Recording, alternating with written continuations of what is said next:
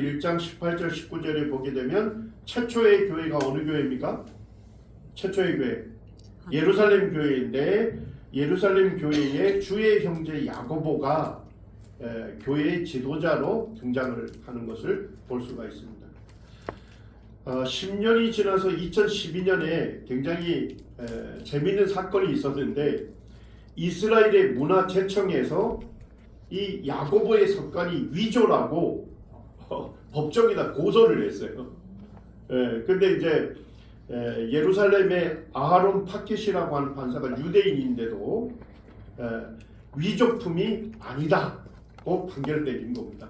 그래서 야고보의 유골함에 새겨진 비문의 진위를 의심할 아무런 이유가 없다. 이래서 사실 법정에서 이것이 조작된 석관이 아니고 바로 예수의 형제 야고보의 석관이다. 이렇게 입증을 해준 것입니다. 그리고 이제 야고보는 예수님을 전하는 일로 순교를 당했다고 요세푸스가 쓴 고대사에 기록이 되어 있죠. 자, 예수님께 십자가형을 언도했던 총독이 누굽니까? 빌라도죠. 자, 예수님 시대에 로마 총독부가 어디에 있었을까요? 총독이 어디에 거주했을까요? 우리가 볼 때 예루살렘에 거주했을 것 같잖아요. 그런데 예루살렘에 거주하지 않고 가이사라에 거주했습니다. 가이사라는 어디에 있어요? 지중해에 있는 해양 도시입니다. 왜 거기를 가이사라를 로마의 총독부로 사용했을까요? 자, 수도 로마에서 배 타고 오면 가장 빨리 도착할 때가 어디겠어요? 항구 도시겠죠. 그래서 가이사라를 사실 헤롯 대왕이 가이사라를 아주 큰 선박들이 정착할 수 있는 해양 도시로 만들어요. 실제 가면. 그리고 거기에 뭐예요? 로마의 총독이 거주하고 로마의 관리들이 거주하니까 그곳을 무슨 도시로 만들어야 돼요? 로마 사람들이 누릴 수 있는 문화를 누릴 수 있는 로마형 도시로 만듭니다. 그래서 로마 도시에는 항상 있는 게 뭐예요? 이런 원형 극장이 있는 거예요. 이게 지금 예수님 시대에 헤롯 대왕이 건설하는 원형 극장이 지금 발굴이 돼가지고 복원이 된 겁니다. 그리고 거기에 가면 뭐 있어요? 우리 그 영화에 보면 배너에 보니까 거기 대전차 경기 봤습니까? 여기에 대전차 경기장이 2개나 있어요. 그리고 이제 그 황제 신전 터들이 있고, 그래서 이곳이 이제 바로 로마의 총독과 관리들이 로마의 문화를 즐기면서 주둔할 수 있는 형태가 되어 있습니다.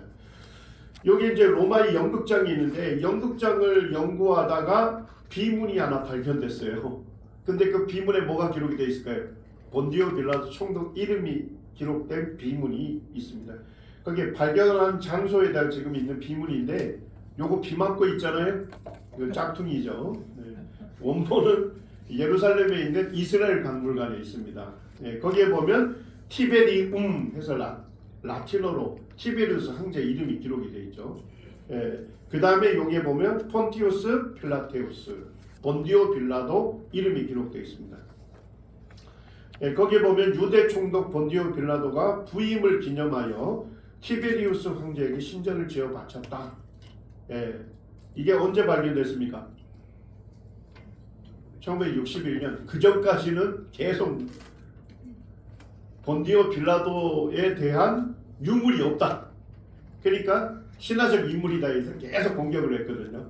1961년에 폰티우스 필라테우스라는 본디오 빌라도라는 라틴어 이름이 풀로 박혀있는 비문이 발견이 된 거죠. 그 이후에 뭐도 발견됐습니까? 빌라도가 총독 기념으로 만든 동전, 주화가 빌라도 이름이 새겨진 동전도 발견이 되고, 그 다음에 놀랍게도 뭡니까? 빌라도의 이름이 새겨진 인장. 인장이 뭔지 아시죠? 여기 도장이 도장, 쉽게 얘기하면 도장을 끼고 다니다가 문서를 쓰면 어떻게 해요? 두루마리 문서 만들죠? 두루마리 접은 다음에 실로 묶잖아요. 그 다음에 뭐예요? 찰진 점토를 거기다 실 위에다 올리죠. 그 다음에 뭐예요? 인장을 딱 찍어요. 이게 실이더만 실. 그렇게 해서 그 공문서가 전달이 되죠. 자, 만약에 가는데 거기에 인장이 거기에 떨어져 있으면 어떻게 되는 거예요? 봉인이 누군가 중간에서 열람을 했다는 얘기죠. 떨어져 있지 않고 그대로 가면 누구도 열람하지 않는 공식 문서다. 그래서 본디오 빌라도가 찍은 이 인장 반지까지도 발견이 됐어요, 지금. 자, 그 다음에 이제 예수님을 십자가에 처형을 시켜달라고 요구했던 대제사장이 누굽니까? 가야바잖아요. 그래서 예루살렘에서 가야바 석관뿐만 아니라 가야바 가족의 모든 석관들이 함께 묻혀 있었던 가족묘가 발견이 됐어요. 언제 발견됐습니까? 93년에 이게 1993년. 그래서 사실 근래에 발견이 됐고 지금 이게 굉장히 대제사장이 석관이 돼서 화려하게 석관이 문양이 돼 있죠. 그리고 옆에는 가야바의 이름이 새겨져 있는 그 석관이 발견이 된 것입니다. 제가 이제 이스라엘 박물관에 가서 되게 놀라웠던 거 뭐냐면 한 사람의 석관이 발견이 됐어요. 근데 그 이제 뭐 발견된 장소가 이제 예루살렘이고 그 시대적 배경으로 볼 때 AD 70년경에 거기 수많은 유대인들이 죽었잖아요. 그리고 타이터스 장군이 와서 처음으로 한 게 뭐였습니까? 토둔을 쌓아가지고 예루살렘 성 전체를 포위하는 거였죠. 그리고 성문을 전부 이제 출입을 통제를 한 거죠. 자, 그런데 시간이 지나다 보니까 이제 식량이 떨어졌을 거 아니에요. 그러니까 사람들이 뭐예요? 안에 있어도 굶어 죽고 그럴 바에는 목숨 걸고 탈출을 시도한 거예요. 자, 탈출하는 사람들은 전부 잡아서 어떻게 했을까요? 요세푸스가 쓴 고대사에 보면 십자가 처형을 시켰습니다. 그래서 그 바깥에다가 십자가에다가 그 사람들을 전부 매다는 거예요. 자, 그러면 유대인들이 성 안에서 그 십자가에 못 박힌 사람들을 보겠죠. 그렇게 해서 출입을 통제시킨 거예요. 그런데 이 석관 중에 한 석관이 보면, 자, 우리 발 뒤꿈치에 있는 뼈 있죠. 우리 만져지죠. 이게 발목뼈 중에 제일 큰 뼈예요. 자, 발 뒤꿈치에 있는 뼈를 뭐라고 부를까요? 종골뼈. 예, 뭐 종골뼈라고도 하지만 발 뒤꿈치뼈. 지금 이제 해부학 용어가 순 우리말로 바뀌었어요. 그래서 발 뒤꿈치 뼈에 보니까 뭐가 박혀 있습니까? 18cm 정도 되는 대못이 박혀 있습니다. 자, 결국 이 사람은 어떻게 죽임 당했다는 거예요? 십자가형을 당했다. 그러니까 예수님 시대에 뭐가 있었다는 겁니까? 십자가 처형 제도가 실제 있었다 하는 그런 유물이 되는 것입니다. 자, 우리가 전 시간에 한번 살펴봤는데 다른 종교 경전에는 없고 오직 성경에만 기록된 유일한 독특한 내용은 뭐라 있습니까? 예언이라고 했죠. 불경이나 코란에 예언이 하나도 기록되어 있지 않지만 성경에는 27% 기록이 예언으로 기록되어 있다 있지 않습니까? 자, 이렇게 예언이 차고 넘치는 이유가 뭐라 있습니까? 성경에 기록된 예언 그대로 역사에 성취된다면 이 하나님 어떤 분이셔요? 미래 모든 일을 다 아시는 전지하신 분이시죠? 말씀하시면 그대로 성취하시는 전능하신 분이시죠? 그걸 알 수 있는 거죠. 자, 근데 이 놀라운 예언을 누구도 하신 거예요? 예수님도 하신 거예요. 그래서 요한복음 13장 19절에 예수님 이렇게 말씀하십니다. 우리 같이 한번 읽겠습니다. 시작. 지금부터 일이 일어나기 전에 미리 너희에게 일러두면 일이 일어날 때에 내가 그인 줄 너희가 믿게 하려 함이로다. 자, 일이 일어나기 전에 미리 너희에게 일러둔다, 말해둔다. 이걸 두자로 뭐라 합니까? 예언이라고 하는 것이죠. 사건이 일어나기 전에 미리 말해주는 거예요. 자, 근데 일이 일어날 때 이 뭔 얘기예요? 예언이 성취될 때 내가 그인 줄 너희가 믿게 하려 합니다. 자, 예수님께서 예언하신 목적이 뭡니까? 예수님이 그인 줄 믿게 하려 합니다. 예수님이 예언하신 것이 실제 역사 가운데 그대로 성취된다면요, 예수님 누구셔요? 미래의 모든 일을 다 하시는 전지하신 분이시죠? 예언하신 그대로 역사에서 성취시키시는 전능하신 분이시죠. 자, 요한복음에서 예수님을 줄기차게 뭐라고 얘기하셔요? 하나님의 아들이시고 성자 하나님이시고 그분이 바로 태초부터 계셨고 그분이 모든 것을 지으신 창조주다. 그래서 예수님 스스로 증명하시는 거예요. 내가 예언을 한다. 이 예언이 역사에 성취되는 것을 본다면 내가 바로 하나님이다. 내가 창조주다 하는 것을 너희로 믿게 하려 함이라. 이렇게 얘기합니다. 자, 예수님 예언하신 한 가지를 좀 살펴보겠습니다. 자, 누가복음 21장에 보면 예수님께서 제자들과 함께 성전에 들어가셨다가 나오실 때예요. 자, 그때 21장 5절에 보니까 어떤 사람들이 성전을 가리켜 그 아름다운 돌과 헌물로 꾸민 것을 말하네. 자, 성전이 뭐예요? 아름다운 돌로 벽이 만들어져 있다 이런 얘기죠. 자, 헌물이 뭐죠? 하나님께 바친 물품. 뭔지 이해되시나요? 하나님께 바친 물품들로 이제 이 성전이 꾸며져 있다 이런 얘기예요. 성전이 굉장히 아름다운 돌로도 만들어져 있지만 유대인들이 뭐예요? 하나님께 바친 값진 물품들이 있을 거 아니에요. 그걸로 만들어져 있다.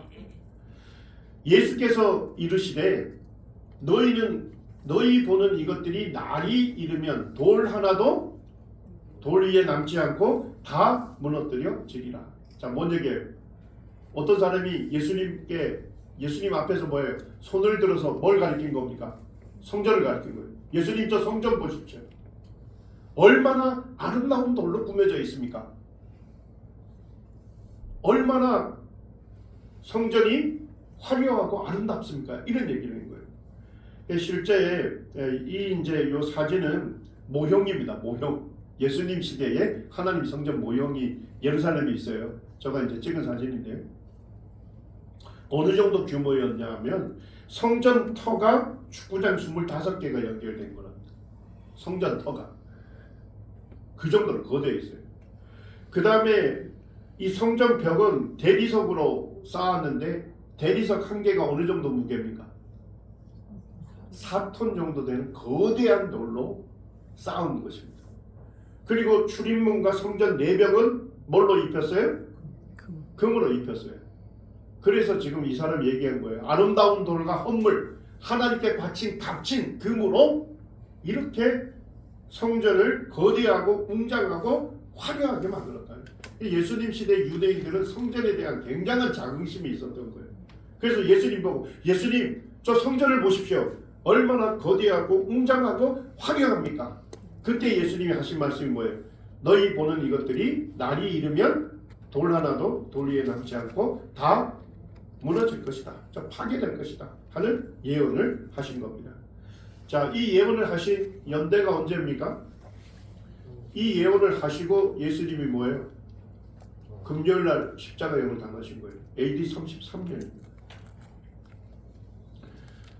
이제 그 예루살렘 성전터에 가게 되면 서쪽 벽이 있어요. 그걸 통곡의 벽이라고 하죠. 예. 그 서쪽 벽의 왼쪽으로 터널이 뚫려 있습니다. 예. 자, 우리 성도님들, 성전 바깥 벽들이 지금 완전히 파괴가 됐잖아요. 자, 그러면 기초는 어디에 있을까요? 땅속에 묻혀 있을 거 아닙니까? 그 기초를 보게 하게 하려고 지금 터널을 뚫은 거예요. 예, 제가 이제 들어가 보니까 찍은 사진인데 그 땅속에 묻혀 있었던 기초석이 대리석으로 되어 있고 거대한 대리석으로 되어 있습니다. 예, 실제 이제 또 제가 찍은 사진인데 거기에 보면 이 한 개 대리석이 평균 4톤 정도 되는 그와 같은 기초로 지금도 눈으로 확인이 가능해요. 그래서 저는 이거 딱 보면서 야, 유대인들의 자긍심이 거짓이 아니었구나 하는 것을 이제 알게 된 거죠. 누가복음 19장에 가면 예수님이 구체적으로 또 다시 세 가지를 예언하십니다. 41절에 보니까 가까이 오사 성을 보시고 우시며. 자, 예수님이 감람산에서 지금 어디를 내다본 겁니까? 예루살렘 시가지 전체를 조망하고 있는 거예요. 자, 근데 예루살렘 시의 중심에 뭐가 있습니까? 성전이 있는 거예요. 예수님이 예루살렘 성을 보시면서 우십니다. 이 크라이오라는 헬라어인데 소리를 내서 통곡하시다 이런. 자, 예수님 왜 통곡하셨을까요? 예수님 지금 바라보고 있는 예루살렘 성과 그 안에 있는 성전에 뭘 내다보신 거예요? 미래를 내다보셨다니까요. 그래서 예수님 통곡하시는 거예요. 날이 이를지라. 자, 첫 번째 예언한 게 뭡니까? 내 원수들이 토둔을 쌓고 너를 둘러 사면으로 가둘 것이다. 자, 원수들이 와요. 그리고 뭐예요? 흙으로 된 둔덕을 쌓아서 예루살렘 성을 뭐 할 것이다? 포위할 것이다. 자, 두 번째 예언은 뭡니까? 두 번째요. 너와 및 그 가운데 있는 내 자식들을 땅에 메우친다는 게 뭐예요? 학살할 것이라는 것이잖아요. 네. 자, 세 번째 예언은 뭡니까? 돌 하나도 돌 위에 남기지 아니한다. 완전히 황폐가 될 것이다. 자, 이 세 가지 예언이 성취됐는지 여부는 뭘 통해 확인이 가능하죠? 역사를 통해서 확인이 가능하다. 자, 첫 번째 예언이 뭐였습니까? 원수들이 토두를 쌓고 너를 둘러 사면으로 가둘 것이라 했죠. 예. 자, 유대 땅은 로마 제국의 지배를 받았지만 항상 뭐 하려고 했어요? 독립하려고 독립전쟁을 했습니다. 자, 유대인들이 볼 때는 독립전쟁이죠. 자, 제국에서 볼 때는요, 반란이었어요. 그래서 역사에서는 이거를 유대 독립전쟁사라고도 부르지만 유대 반란이라고 부르기도 해요. 그래서 이제 유대의 그 반란을 진압하기 위해서 로마의 그 베스파시아누스 황제가 자기의 아들 타이터스를 보낸 거예요.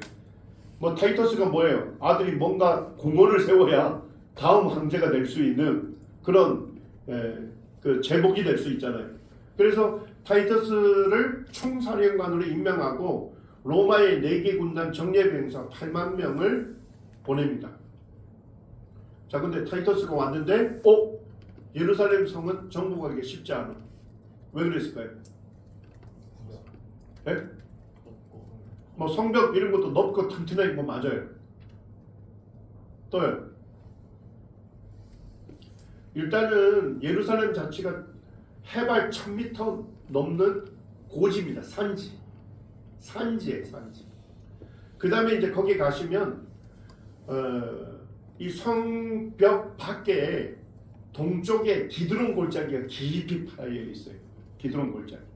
그 다음에 남쪽에서 저쪽 서쪽 방향으로는 흰놈의 골짜기에서 또 골짜기가 깊이 파여 있어.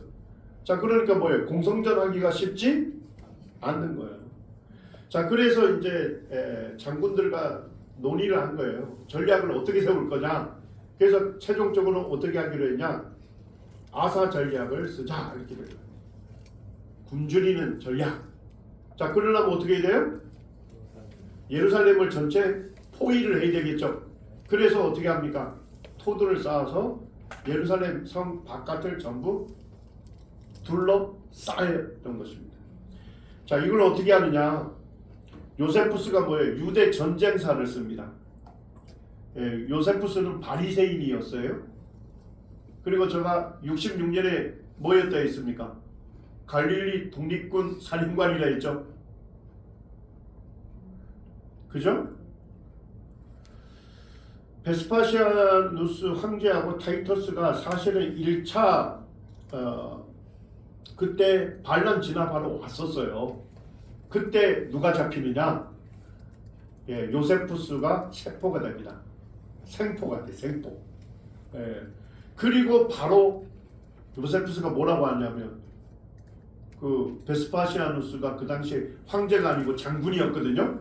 그 장군에게 당신이 로마 황제가 될 것입니다. 근데 생포가 되는데 조금 있다가 로마로부터 뭐예요? 로마의 군인들이 베스파시아누스 장군을 황제로 옹립을 한 거예요. 놀랍게 맞췄죠?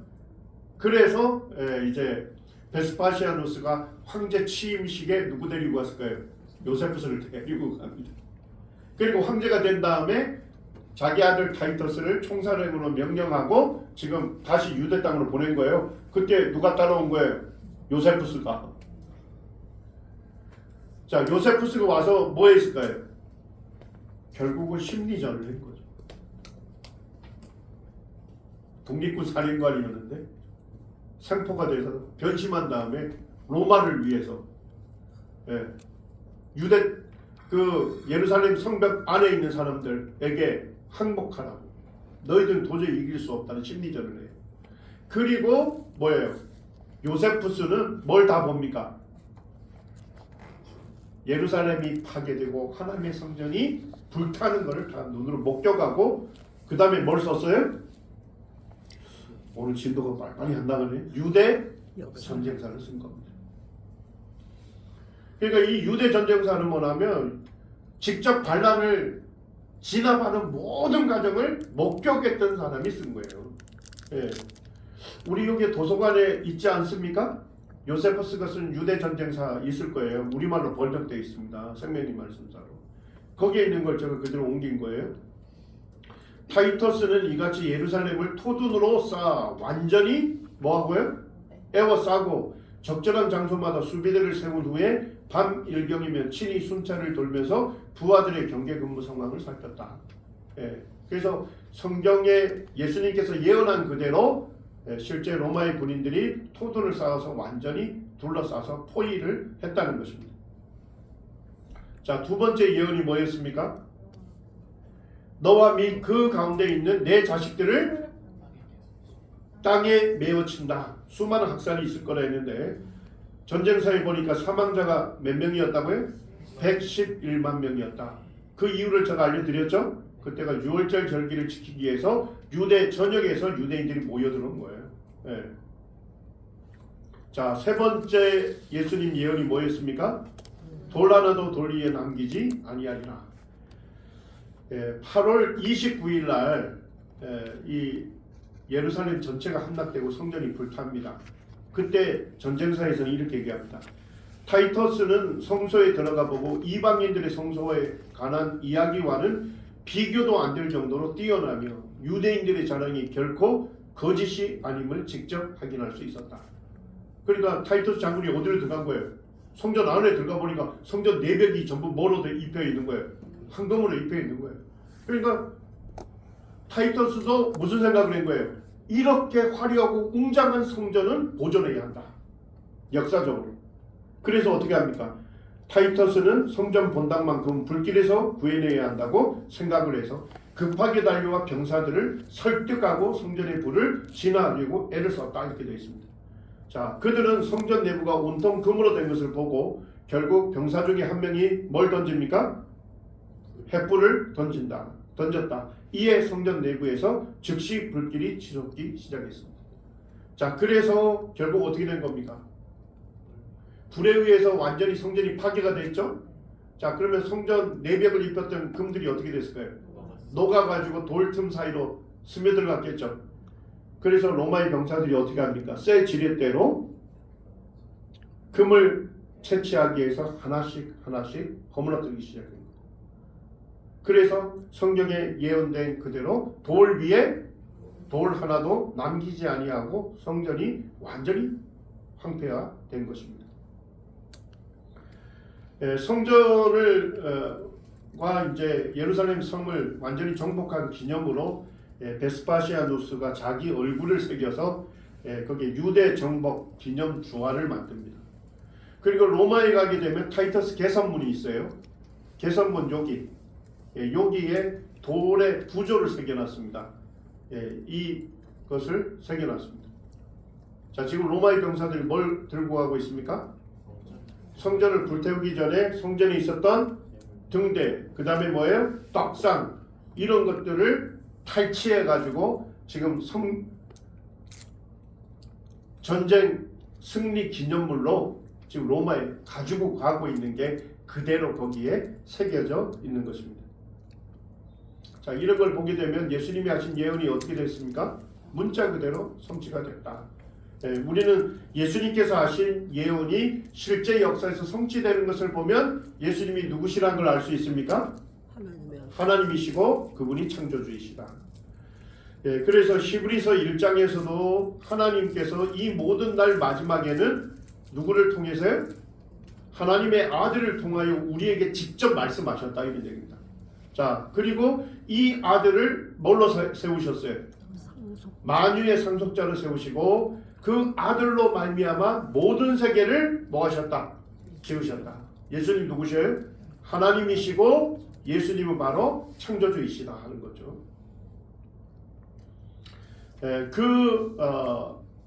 하나님께서 육신을 입고 이 땅에 오셔서 오신 예수님께서 온 갈릴리에 두루다니사 그들의 회당에서 가르치시며 천국 복음을 전파하시며 백성 중에 모든 병과 모든 약한 것들을 고치셨다. 그래서 그들을 사랑으로 섬기시면서 하나님 나라의 복음을 전파하셨던 것입니다. 자, 예수님께서 누가복음 12장에 보니까 4절에 내가 내 친구 너희에게 말한다 이렇게 얘기하죠. 뭘 말씀하십니까? 죽음 이후에 지옥이 있음을 경고하고 있는 것입니다. 그러니까 예수님이 친구라고 여기는 친밀한 사람들, 사랑하는 사람들에게 죽음 이후에 뭐가 있다? 지옥이 있다. 지옥에 던져놓는 권세 있는 그를 두려워하라. 내가 참으로 너에게 이르노니 그를 두려워하라. 그러니까 예수님은 이 땅에 오신 목적이 뭡니까?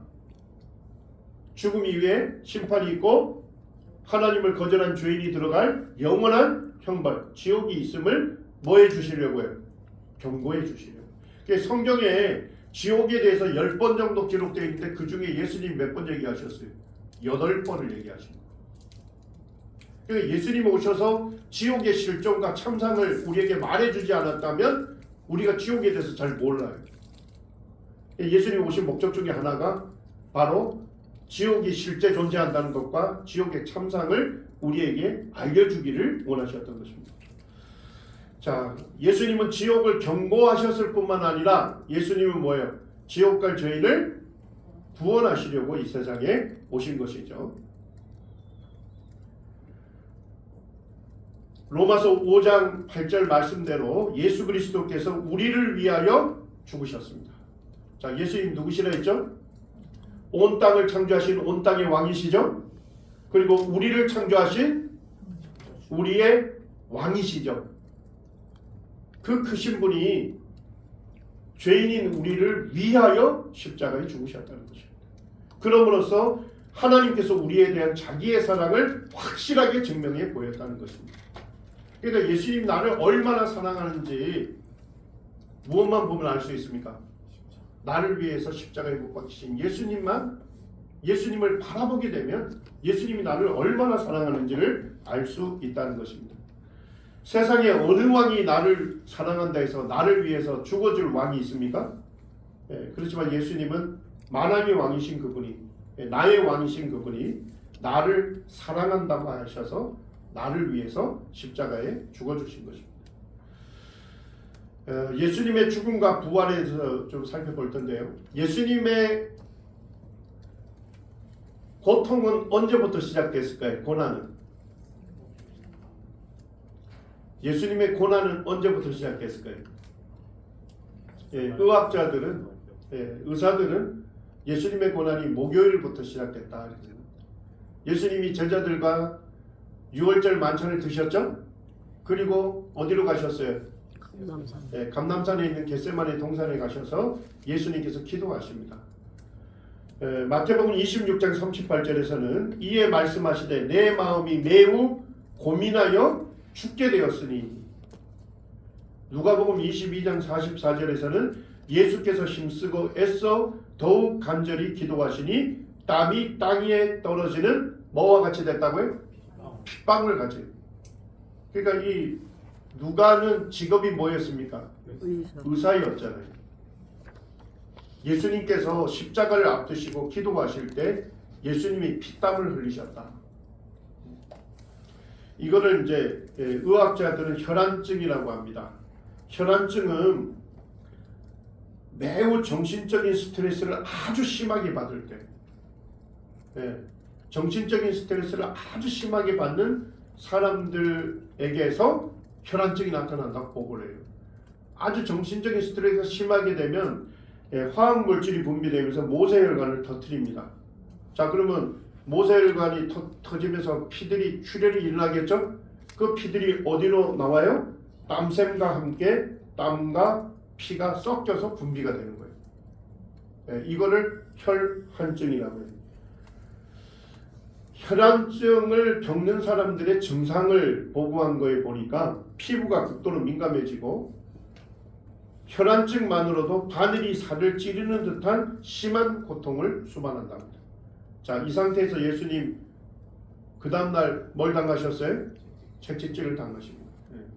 그러니까 의사들이 이 누가복음 본문을 읽으면서 이미 예수님은 겟세마네 동산에서 기도하실 때 십자가를 내다보시면서 십자가의 고통보다도 더 큰 고통이 뭐였습니까? 예수님의 고통 중에 십자가의 고통보다 더 큰 고통이 뭐였습니까? 예수님은 십자가에서 인류의 모든 죄를 짊어지셨죠? 그래서 모든 죄인이 받을 그 죄에 대한 죄값을 치렀잖아요. 그때 예수님 뭡니까? 우리 인류의 죄를 짊어지셨기 때문에 하나님과 단절이 된 거예요. 교제를 단절시켰어요. 그래서 예수님이 십자가에 못 박혔을 때, 정오가 됐을 때 하나님 어떻게 하셨어요? 세상을 어둡게 하셨어요. 그리고 우리의 모든 죄를 짊어지신 그 예수님께 하나님의 진노를 다 쏟아 부으십니다. 그러니까 예수님은 십자가의 고통 때문에 스트레스를 받으신 것이 아니라 성부 하나님과 지금까지 한 번도 교제의 단절이 없던 그 예수님이 십자가상에서 하나님 아버지와 교제가 단절될 것을 내다보면서 예수님이 그와 같은 심한 그런 스트레스를 겪었다는 것입니다.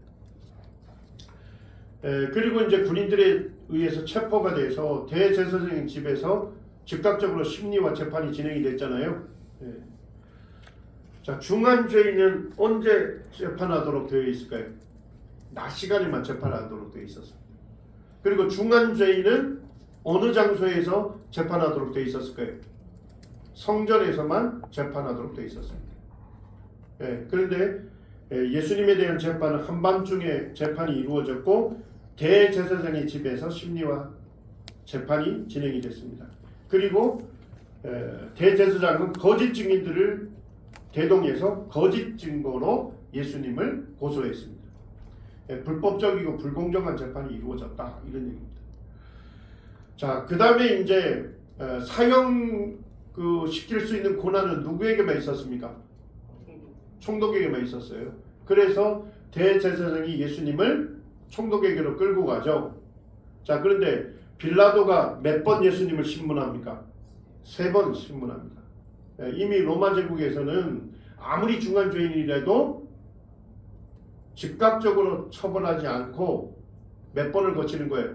3번의 심리를 거쳐서 죄가 확정이 돼야만 처벌하게 됩니다. 그래서 빌라도가 3번째 말하되 이 사람이 무슨 악한 일을 하였느냐? 나는 그 죽일 죄를 뭐하지 못했다고요? 찾지 못했다. 그러니까 예수님은 인간의 법정에서도 무슨 판결을 받으셨어요? 무죄 판결을 받으신 겁니다. 마태복음 27장에 보면 빌라도가 어떻게 합니까? 예수님을 사실은 무죄 방면에서 풀어주려고 했죠. 자, 그런데 제사장들이 뭐예요? 누구를 선동시켰습니까? 백성들을 선동하면서 십자가에 못 박혀야 하겠다 외치니까 뭐가 일어나려고 해요? 밀란이 뭡니까? 체제를 전복하려고 하는 시도가 보이는 거예요.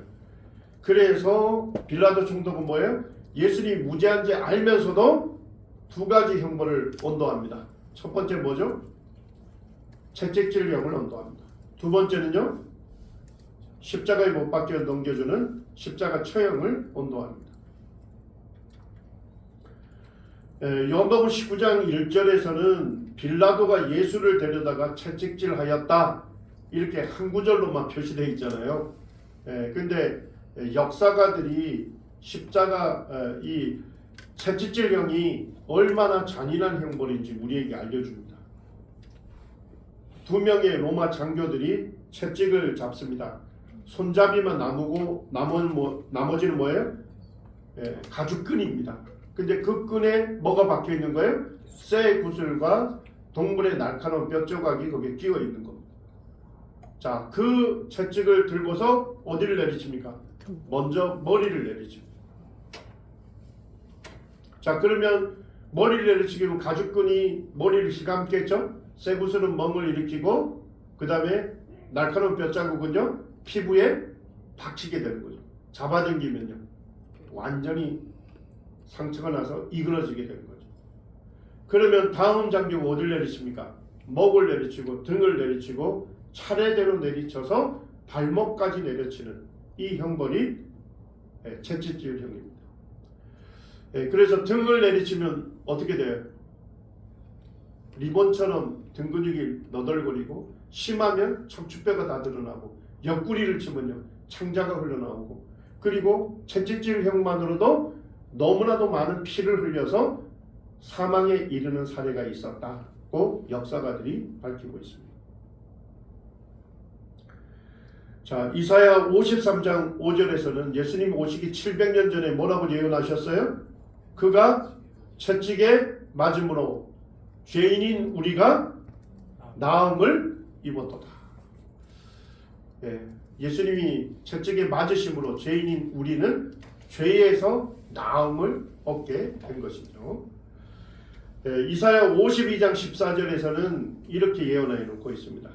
전에는 그의 모양이 타인보다 상하였고 그 모습이 사람들보다 상하였으므로 많은 사람들이 그에 대하여 뭐 할 것이다? 놀랄 것이다.